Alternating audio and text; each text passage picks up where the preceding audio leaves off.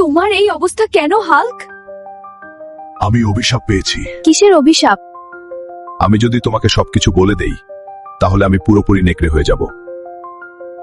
আমাকে এর আসল কারণটা খুঁজে বের করতেই হবে। আমাকে আর কতদিন অভিশপ্ত হয়ে থাকতে হবে? আমি বারবার তোমাকে বলেছি, যেদিন তুমি আমাকে বিয়ে করবে সেদিন তুমি মানবদেহে ফিরে না, যাবে। এটা সম্ভব না। আমি তোমাকে কোনোদিনই বিয়ে করতে পারবো না। তাহলে হাল্কের নেকড়ে হওয়ার পিছনের আসল কারণটা বুঝতে পেরেছি। আমাকে হাল্কে বাঁচাতে হলে কিছু একটা করতে হবে। আমি তো কোনোভাবেই হাল্ককে রাজি করাতে পারিনি। কিছু একটা করো মা। হাল্ক এত সাহস কোথা থেকে পেল? আপু, হাল্ককে শাস্তি দিতে হবে, না হলে সে ঠিক হবে না। আমাকে কিছু একটা করতে হবে। আমাকে হাল্কের কাছে এই মুহূর্তে যেতে হবে। পার্ট 2 দেখতে চাইলে কমেন্টে পার্ট 2 লিখবেন।